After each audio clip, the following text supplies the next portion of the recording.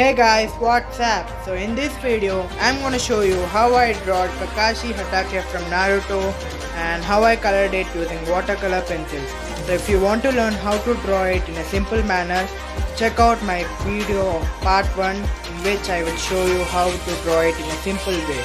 And enjoy the video.